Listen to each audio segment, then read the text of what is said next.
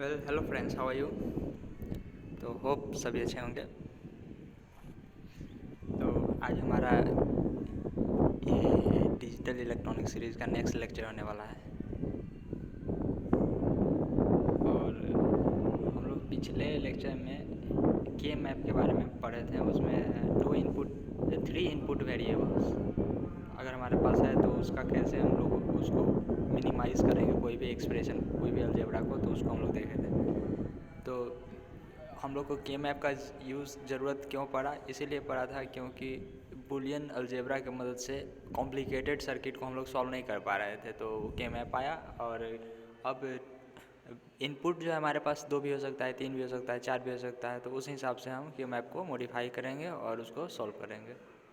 तो हम 2 इनपुट्स के लिए देख चुके थे, जिसमें से हम लोग यहाँ पे कुछ मैं आपको थोड़ा सा रिवीजन करवा दे रहा हूँ। थोड़ा सा बीच में ज़्यादा गैप हो गया तो उसके लिए माफ़ी चाहूँगा। तो यहाँ पे मैं आपको बताया था एक मीन टर्म होता है, एक होता है सम ऑफ प्रोडक्ट और एक होता है प्रोडक्ट ऑफ सम। तो हम लोग जो है सम ऑफ प्रोडक्ट से ये सब काम कर रहे हैं। सम ऑफ प्रोडक्ट का जो साइन होता है वो साइन कुछ इस प्रकार से होता है, ऐसे, और एम लिखते हैं, छोटा वाला एम, स्मॉल एम, और उसके बाद जो भी लिखना होता है वो लिखते हैं हम लोग। इसको हम लोग बोलते हैं सम ऑफ प्रोडक्ट। इसके बारे में मैं बोला था कि बताऊंगा, लेकिन अभी वो वीडियो नहीं लाया हूँ, वो भी लाऊंगा मैं, ज़रूरत पड़ेगा तो। ठीक है। तो हम लोग रिडंडेंट ग्रुप के बारे में देखे थे। रिडंडेंट ग्रुप वो होता था जिसको हम लोग एक्स्ट्रा पेयर बना देते थे। मतलब कि एक ही पेयर को 2 बार अगर बना दिए किसी भी तरीक़ा से तो वो रिडंडेंट बन जाता था। सॉरी, उसका यूज़ हम लोग को आउटपुट पे, उसका कोई फ़र्क आउटपुट पे नहीं पड़ता था। ठीक है। तो इसके बाद नेक्स्ट में हम लोग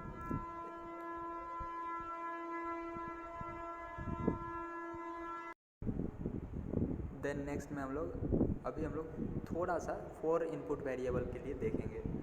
जैसे हम लोग थोड़ा पहले पढ़ चुके हैं कि अगर 4 इनपुट वेरिएबल है तो उसका नंबर ऑफ़ इनपुट्स टोटल कितना पॉसिबल है, यहाँ पे इनपुट्स होगा, उसको ध्यान से आपको लिख लीजिएगा। नंबर ऑफ़ कितना केसेस इनपुट का पॉसिबल है वो यहाँ पे हम लोग देख सकते हैं कि 2 टू द पावर n होता है और 16 हो जाएगा। और इसका के मैप कुछ इस प्रकार से बनता है। के मैप को आपको याद रहना चाहिए, कौन चीज़ कहाँ पे आता है वो याद रहना चाहिए, तभी सॉल्व हो पाएगा। तो हमारे पास यहाँ पे जो के मैप होता है वो होता है यहाँ पे 1 0 1 3 2 4 5 7 6 12 13 15 16 एंड देन 8 9 10 11। ठीक है। तो ये रहा हमारे पास 16 टोटल।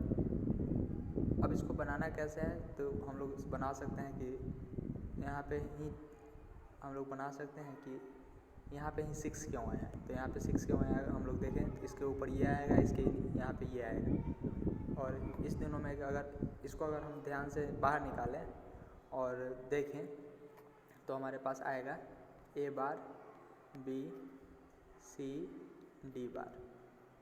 तो ए बार बी सी डी बार, इसका मतलब जो है वो हम लोग को पता है कि यहाँ पे बार है, बार मीन्स 0 लिखना है, बार नहीं है तो 1 लिखना है, 1 लिखना है फिर 0 लिखना है।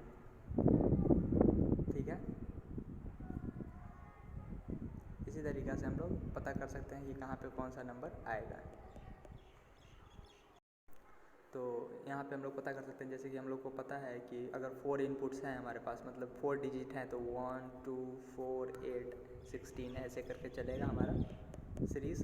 और यहाँ पे 8 होगा। और यहाँ पे अगर हम ध्यान से देखें तो ये हमारे पास आ जाएगा। इस टोटल को अगर गिनेंगे तो 16 इसमें एकोमोडेट हो सकता है। इसीलिए हम लोग 4 इनपुट के केस में ये इतना ही तक लेंगे, यही डिजिट तक लेंगे। ठीक है। अब नेक्स्ट अगर हम इस पर बात करें तो इसको हम लोग ए बोलते हैं, इसको हम लोग ए बोलेंगे, बी सी डी बोलेंगे। अगर डी बार है तो 0 होगा, अगर डी है तो 1 होगा। तो इस हिसाब से हम यहाँ पे पता कर सकते हैं कि कौन सा नंबर कहाँ पे आएगा। ठीक है। अगर हम एक क्वेश्चन का बात करें, इसमें ये तो हो गया के मैप। अगर क्वेश्चन का एक बात करें तो क्वेश्चन नीचे में लिखा हुआ है, ध्यान से देखिए। यहाँ पे लिखा हुआ है सम ऑफ प्रोडक्ट। जो हमारा प्रोडक्ट का सम है वो है 1 5 6 7 11 12 13 एंड 15। तो हम लोग उस जगह पे सिर्फ 1 रखेंगे, बाद बाकी सभी जगह पे 0 रखेंगे। तो यहाँ पे देखिए 1 की जगह 1, 5 की जगह 1, 6 की जगह 1, 7 की जगह 1, 11 की जगह 1, 12 की जगह 1, सभी जगह जहाँ जहाँ जो मीन टर्म हमारा सम ऑफ प्रोडक्ट दिया हुआ है उसको हम लोग लिखेंगे। तो 1 की जगह 1 लिख दिए यहाँ पे, नेक्स्ट 5 की जगह 1 लिख दिए, नेक्स्ट 6 के जगह पे 1 लिख दिए, ऐसे ही करके 15 की जगह पे 1 लिख दिए, और ऐसे ही करके उसके बाद हम लोग को क्या करना है, पेयर्स बनाने हैं। पेयर्स कैसे बनाने हैं, या तो पेयर 2 बनेगा, या तो 4 बनेगा, या तो 8 बनेगा, ऐसे बनेगा। तो हम लोग 2 और 4 के पेयर बनाते हैं। तो एक पेयर हमारे पास ये रहा, नेक्स्ट पेयर हमारे पास ये रहा, नेक्स्ट पेयर हमारे पास ये रहा, नेक्स्ट पेयर हमारे पास ये रहा, नेक्स्ट पेयर हमारे पास ये रहा, और नेक्स्ट पेयर हमारे पास ये रहा। तो ये सारे पेयर पॉसिबल था, ये सारे पेयर्स को हम लोग बना दिए। अब इसके बाद जब हम इसको सॉल्व करेंगे,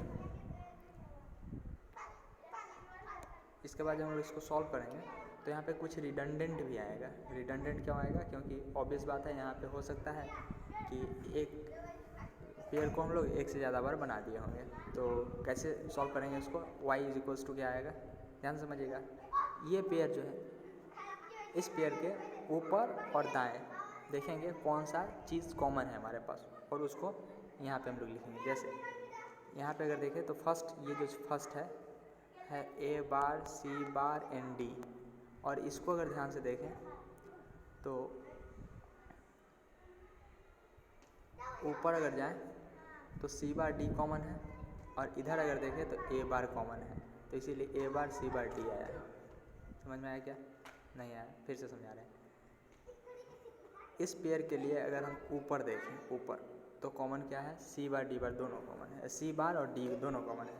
और दाएं तरफ अगर देखें दोनों में, तो यहाँ ऊपर में है हमारे पास, यहाँ पे हमारे पास है A बार B बार, और नीचे में हमारे पास A बार B।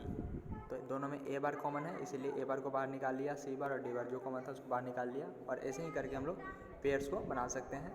ये मैं पीछे लेक्चर में बहुत अच्छे से बताया हूँ, इसलिए इसमें थोड़ा सा शॉर्ट कर रहा हूँ। और उसके बाद हमारे पास ये फाइनली आंसर आएगा, और इस फाइनली आंसर में B D जो है, कहीं पे B और D मिलेगा हम लोग, B D रिडंडेंट होगा। रिडंडेंट मीन्स उसका पेयर हम लोग 2 बार बना देंगे, B एंड D, ठीक है। तो अगर आपको पता करना है कि B एंड D वो कहाँ है, तो पता कर लेते हैं हम लोग। तो ध्यान से अगर देखें तो ये जो 4 का जो हम लोग पेयर बनाए हैं, इस 4 के पेयर को अगर ध्यान से देखें तो इस 4 के पेयर में हम लोग को क्या देखने को मिलेगा, अगर ऊपर देखें, इस 4 के पेयर में अगर ऊपर देखें हम लोग, तो ऊपर दोनों में क्या कॉमन है, D D कॉमन है। अगर इधर देखें बाएं साइड, क्या कॉमन है, B B कॉमन है। तो इसीलिए B और D को बाहर निकालेंगे। लेकिन एक बात और ध्यान रखेंगे कि ये जो चारों है वो कहीं ना कहीं किसी दूसरे ग्रुप में कॉमन है। जैसे ये एक जो है वो इसमें भी कॉमन है और इसमें भी कॉमन है। नेक्स्ट ये जो 1 है वो इसमें कॉमन है, इसमें कॉमन है, इसमें भी कॉमन है। नेक्स्ट ये जो 1 है वो इसमें भी कॉमन है और इसमें भी कॉमन है। नेक्स्ट ये जो 1 है वो इसमें भी कॉमन है एंड इसमें भी कॉमन है। तो इसीलिए हम लोग ये जो सबसे 4 पेयर वाला जो ग्रुप है उसको रिडंडेंट बोल देंगे, ठीक है। और उसका यूज़ हम अपने आंसर में नहीं करेंगे, ठीक है। आई होप ये चीज़ आपको क्लियर हुआ होगा।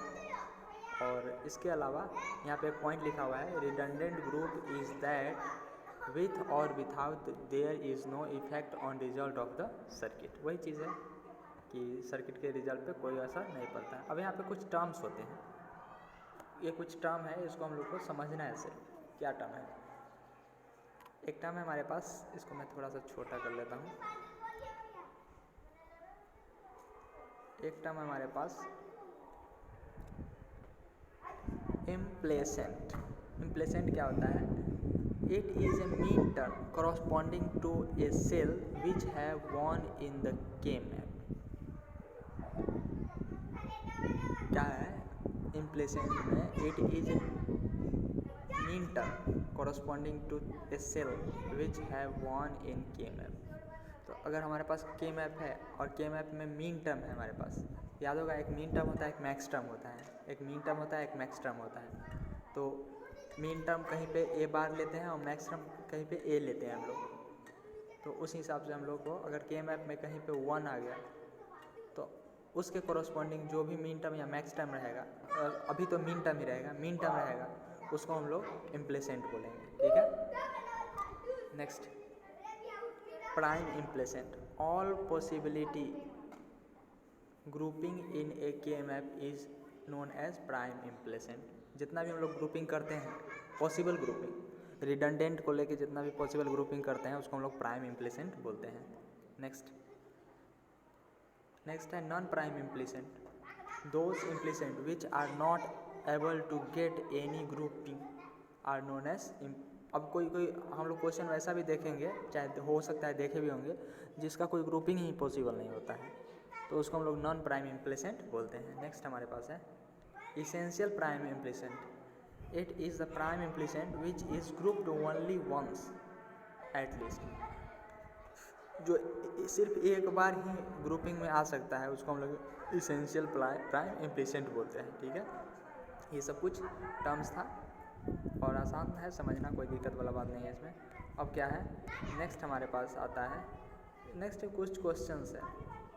इस क्वेश्चन में क्या है, कुछ ग्रुपिंग हम लोग को देखना है, जैसे डायगोनल ग्रुपिंग क्या होता है, जैसे डोंट केयर कंडीशन क्या होता है, ये सारा चीज़ देखना है। तो इसको भी हम लोग ख़त्म कर ही लेते हैं, थोड़ा सा लंबा वीडियो जाएगा लेकिन कोई नहीं, ख़त्म कर लेते हैं।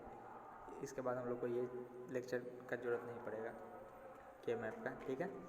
तो क्या है आगे कि अगर हमारे पास कोई क्वेश्चन है, सम ऑफ प्रोडक्ट्स है, तो कैसे लिखेंगे, 0 1 3 6 7। तो यहाँ पे हमको पता है कौन 0 कौन 3 कौन 6 कौन 7 है, तो यहाँ पे 1 हो जाएगा, यहाँ पे 1 यहाँ पे 1 और यहाँ पे 1, बाद बाकी सभी जगह 0 0 0, ठीक है।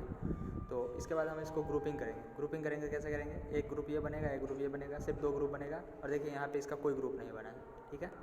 तो इसका आंसर क्या आएगा, इसका आंसर क्या आएगा, इसका आंसर आएगा हमारे पास ये एक ग्रुप है, ये एक ग्रुप है, और जिसका ग्रुप नहीं बना है उसके सामने और इधर जो भी है उसको भी हम लोग लिख देंगे, ठीक है। तो y इक्वल्स टू हमारे पास आंसर आ जाएगा BC। देखिए ऊपर, इसके ऊपर में देखिए BC, और ये तो कॉमन है नहीं, तो ये नहीं आएगा, सिर्फ BC आएगा, इसीलिए यहाँ पे BC आया है, सॉरी इधर BC आया है। नेक्स्ट हमारे पास है AB, ये इसको अगर देखें तो ऊपर में सिर्फ B कॉमन है, ऊपर देखें तो यहाँ पे B कॉमन है, तो B को हम लोग बाहर निकालेंगे, और इधर देखें तो A कॉमन है, तो A को बाहर निकालेंगे और दोनों को मल्टीप्लाई करके लिख देंगे। तो इसीलिए इसको हम लोग बोलते हैं product of sum of product. देखिए प्रोडक्ट का सम है, इसीलिए हम इसको बोलते हैं सम ऑफ प्रोडक्ट, ठीक है। नेक्स्ट हमारे पास आता है, नेक्स्ट तीसरा जो है हमारे पास ये आता है A bar B bar and C bar, A bar B bar and C bar, ठीक है। तो यहाँ पे हमारे पास इम्प्लिसेंट कितना है, 4 इम्प्लिसेंट है, क्योंकि हमारे पास जो भी मीन टर्म्स है ये इसको हम लोग मीन टर्म्स बोलते हैं। 0 3 4 6 इसको हम लोग मीन टर्म्स बोलते हैं, और उस हिसाब से बात करें तो इसको भी हम लोग मीन टर्म बोलेंगे, इसको भी मीन टर्म बोलेंगे, इसको भी मीन टर्म बोलेंगे, अगर उस हिसाब से बात करें तो यहाँ पे हमारे पास मीन टर्म्स कितने हैं, मीन टर्म्स हमारे पास है 3, 1 2 3, सॉरी इसको मीन टर्म नहीं बोलेंगे, इसको मीन टर्म नहीं बोलेंगे, मिस्टेक हो गया, इसको मीन टर्म बोलते हैं। तो मीन टर्म क्या होता है, अगर हमारे पास कोई सम ऑफ प्रोडक्ट है तो उसको हम लोग मीन टर्म बोलेंगे, ठीक है। अभी फ़िलहाल इतना याद रखिए, जब हम सम ऑफ प्रोडक्ट और प्रोडक्ट ऑफ सम पढ़ेंगे अच्छे से तो वहाँ पे समझा देंगे, उसका भी फ़िलहाल ज़्यादा ज़रूरत है नहीं, इसलिए मैं अभी उसको नहीं ला रहा हूँ। तो यहाँ पे इम्प्लिसेंट कितना है, 4 इम्प्लिसेंट है, 1 2 3 4 दिख रहा है। नेक्स्ट प्राइम इम्प्लिसेंट कितना है, 2, क्योंकि 2 का ग्रुपिंग पॉसिबल है, एक बार हुआ है तो इसीलिए यहाँ पे 2। नॉन प्राइम इम्प्लिसेंट कितना है, 1, क्योंकि इसका कोई ग्रुपिंग हुआ नहीं। एंड इसके अलावा वहाँ पे जो भी पॉइंट था उसको हम लोग देख लेंगे, ठीक है।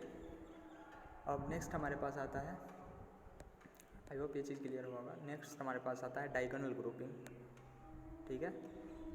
तो अभी हम लोग डायगोनल ग्रुपिंग को समझते हैं। डायगोनल ग्रुपिंग, अगर हमारे पास कोई क्वेश्चन है और वो क्वेश्चन कुछ ऐसा आ गया तो इसको हम लोग डायगोनली भी ग्रुप कर सकते हैं, ऐसे डायगोनली भी ग्रुप हम लोग इसको कर सकते हैं। और डायगोनली ग्रुप करने के तो कैसे आएगा समझिएगा, डायगोनली ग्रुप जब करेंगे तो इसका हम आंसर कैसे लिखेंगे वो समझिएगा। इसका ए बार बी बार लिख दीजिए और इसका ए बी लिख दीजिए, काम खत्म। और इसको अगर हम ध्यान से देखें तो ये बूलियन एक्सप्रेशन किसके लिए होता था, ये जो चीज़ है इसको अगर ध्यान से देखें तो बूलियन एक्सप्रेशन किसके लिए होता था, एक्सनॉर के लिए होता था। ये बूलियन एक्सप्रेशन किसके लिए होता था, एक्सनॉर के लिए होता था। तो इस डायगोनल ग्रुपिंग में हम लोग, अगर हमारे पास कहीं क्वेश्चन ऐसा दिया हुआ है तो हम लोग बोल देंगे कि यहाँ पे तुम एक XNOR गेट लगा दो, तुम्हारा काम हो जाएगा, तुम्हारा आंसर कुछ इस प्रकार से आ जाएगा, XNOR गेट लगा दो, तुम्हारा आंसर आ जाएगा। ठीक है, नेक्स्ट हमारे पास अगला क्वेश्चन है, कहीं ऐसा डायगोनल ग्रुपिंग अगर हो गया, तो ऐसा डायगोनल ग्रुपिंग हो तो आप क्या कीजिए, इसको और इसको लीजिए, लिख दीजिए। नेक्स्ट क्या कीजिए, इसको और इसको लीजिए, लिख दीजिए प्लस करके। तो इसको अगर ध्यान से देखें तो ये XOR आ गया, ये चीज़ जो, ये आंसर जो है ये XOR का आंसर है। तो इसको हम लोग XOR के टर्म में कुछ ऐसे भी लिख सकते हैं। इसका मतलब होता है XOR और इसका आंसर ये आता है, इसका मतलब होता है XNOR और इसका आंसर ये ऐसे आता है। ठीक है, और इस प्रकार का डायगोनल ग्रुपिंग में हम लोग बोल सकते हैं कि यहाँ पे जो भी सर्किट होगा उसमें तुम XOR लगा दो, XOR लगा दो। ठीक है, हो जाएगा, काम तुम्हारा हो जाएगा। नेक्स्ट हमारे पास एक और क्वेश्चन है, इस क्वेश्चन को भी देख लेते हैं और समझते हैं इसको। ये क्वेश्चन हमारे पास है, कुछ ऐसा डायगोनल ग्रुपिंग हो गया और कुछ ऐसा डायगोनल ग्रुपिंग अगर हो गया तो यहाँ पे XOR भी आएगा और XNOR भी आएगा, XOR भी आएगा और XNOR भी आएगा। डायगोनल ग्रुपिंग है, समझिएगा ध्यान से, डायगोनल ग्रुपिंग है तो XOR भी आएगा और XNOR भी आएगा। ठीक है, तो यहाँ पे हम लोग इसको लिख देंगे। तो ध्यान से देखिए कैसे लिखेंगे। फर्स्ट हमारे पास ये है, इसमें है ऊपर और इधर जाइए, दोनों तरफ जब जाइएगा तो हमारे पास ये चीज़ मिलेगा। ठीक है, अगर आप दोनों तरफ जाइएगा, थोड़ा मैं इसको नीचे कर लेता हूँ, अब सही है।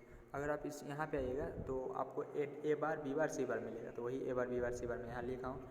नेक्स्ट वाले में जाइएगा, यहाँ पे अगर जाइएगा आप तो इसके ऊपर ये मिलेगा और इधर ये मिलेगा आपको, तो नेक्स्ट वही लिखा हुआ है, देखिए A B bar and C लिखा हुआ है। नेक्स्ट ठीक उसी प्रकार से यहाँ पे जाइएगा तो इसके ऊपर, यहाँ पे जाइएगा तो इसके ऊपर ये मिलेगा और दाहिने ये मिलेगा, तो उसको भी मैं लिख दिया हूँ। नेक्स्ट हमारे पास ये आता है, इसके ऊपर जाइएगा तो ये मिलेगा और दाहिने ये मिलेगा, इसको लिख दिया हूँ। जब इसको हम लोग फाइनली सॉल्व करेंगे, फाइनली सॉल्व कैसे करेंगे, यहाँ पे देखिए इस दोनों में B बार कॉमन है, B बार कॉमन ले लीजिए तो ये बचेगा। इस दोनों में क्या कॉमन है, B कॉमन है, B कॉमन ले लीजिए तो ये बचेगा। और फाइनली अगर हम लोग को थोड़ा सा भी याद हो तो कुछ ऐसा आता है क्या, ये जो है ये आता है और ये जो है ये आता है। अभी हम लोग देखे हैं, ये क्या चीज़ है, ये क्या चीज़ है, ये हमारे पास XNOR है, ये क्या चीज़ है, हमारे पास XOR है। तो यहाँ पे B कॉमन है, यहाँ पे B बार कॉमन है और ये हमारा आंसर हो जाएगा। ऊपर में ध्यान से देखिए, ये तो डायगोनल है तो ये यहाँ पे तो आएगा ही XOR और XNOR, लेकिन यहाँ पे एक चीज़ और आ जाएगा, B एंड B बार, ये चीज़ हमारे पास आ जाएगा। ठीक है, तो ऊपर वाला जो भी था वो दो इनपुट के लिए था और नीचे वाला 3 इनपुट के लिए। ठीक है, तो ये चीज़ आई होप समझ में आया होगा आपको। और इसके अलावा डोंट केयर कंडीशन को हम लोग देख लेते हैं।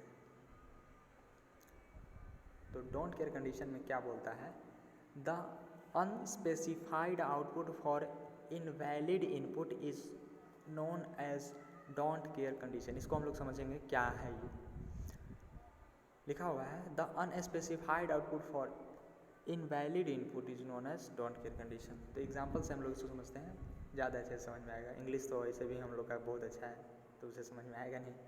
तो ये रहा हमारे पास एक एग्जाम्पल, यहाँ पे दिया हुआ है हमारे पास सम ऑफ प्रोडक्ट है और प्लस में फाई दिया हुआ है। फाई मतलब डोंट केयर, फाई मतलब डोंट केयर, फाई मतलब डोंट केयर, और यहाँ पे 3 5 7 4 है।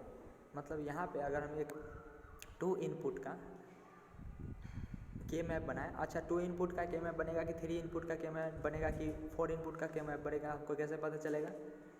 3 इनपुट का तो यहाँ से देख लेंगे। सबसे मैक्सिमम 7 है तो 7 2 में आ नहीं सकता है, 7 3 में ही आएगा, और अगर 10 होगा तो वो 4 में ही आएगा। ठीक है, तो वहाँ से हम लोग पता कर सकते हैं। तो क्या करना है हम लोग को, जहाँ भी सम ऑफ प्रोडक्ट है वहाँ पे 1 लिखना है, और जहाँ पे डोंट केयर कंडीशन वहाँ पे क्रॉस कर देना है।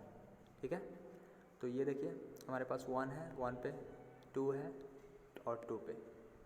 अब क्या है, ये 3 5 7 4 ये सारा डोंट केयर है, तो don't care don't care don't care don't care. अब क्या करेंगे, अब इसमें ग्रुपिंग करेंगे हम लोग। ग्रुपिंग में हम लोग को पता है कैसे करते हैं, 4 का ग्रुपिंग पॉसिबल है और 2 का ग्रुपिंग पॉसिबल है। तो और एक बात और ध्यान रखिएगा कि ग्रुपिंग हमेशा 1 एंड क्रॉस के साथ होना चाहिए। ऐसा नहीं कि क्रॉस एंड क्रॉस के साथ हम लोग ग्रुपिंग कर दिए। ठीक है, ग्रुपिंग हम लोग क्रॉस एंड क्रॉस के साथ नहीं करेंगे, ग्रुपिंग हम लोग हमेशा 1 एंड क्रॉस के साथ करेंगे। तो हमारे पास यहाँ पे 2 ग्रुप पॉसिबल है, दो ग्रुप पॉसिबल है तो इसका आंसर क्या होगा? इसका आंसर हम ध्यान से अगर देखें तो अगर इधर आए तो ए बार और ऊपर जाए, अगर इधर आए तो ए बार और ऊपर जाए तो बी एंड सी बार। दिख रहा है क्या? अगर इधर आए तो ए बार ऊपर जाए तो बी एंड सी बार नहीं, सिर्फ बी, क्योंकि ऊपर में ये दोनों में सिर्फ बी ही कॉमन है, तो इसीलिए यहाँ पे ये चीज़ हम ए बार एंड बी लिख दिए हैं। नेक्स्ट अगर देखें दूसरा जो बड़ा वाला ग्रुप है उसमें अगर देखें तो उसमें क्या करना है हम लोग को, ये देखिए इधर देखिए, तो ये तो कॉमन आएगा नहीं, कॉमन सिर्फ सी आएगा, तो इसीलिए यहाँ पे हम लोग सी लिख दिए हैं। ठीक है, तो ये हमारा आंसर हो गया। डोंट केयर कंडीशन का हमारे पास ऐसे ही क्वेश्चन को बनाना है। नेक्स्ट हमारे पास सेम वही सारे क्वेश्चन है डोंट केयर कंडीशन के साथ, और वहाँ से हम लोग इसका आंसर फाइंड आउट कर सकते हैं। ठीक है, तो जहाँ भी 3 हो वहाँ पे हम लोग एक अपने से डोंट केयर लगा के भी इसको बना सकते हैं। तो ये रहा हमारा डोंट केयर कंडीशन का कुछ ओवरव्यूज़। एंड नेक्स्ट हम लोग को जो पढ़ना है वो है कॉम्बिनेशनल सर्किट, जिसमें हम लोग फ्लिप फ्लॉप्स पढ़ते हैं, D flip flop, T flip flop वगैरह वगैरह, half adder, half subtractor, full adder, full subtractor, ये सारा चीज़ हम लोग को आगे पढ़ना है। तो आज के लिए इतना ही, हो सकता है आज ही मैं दूसरा वीडियो भी बनाऊँ। Thank you.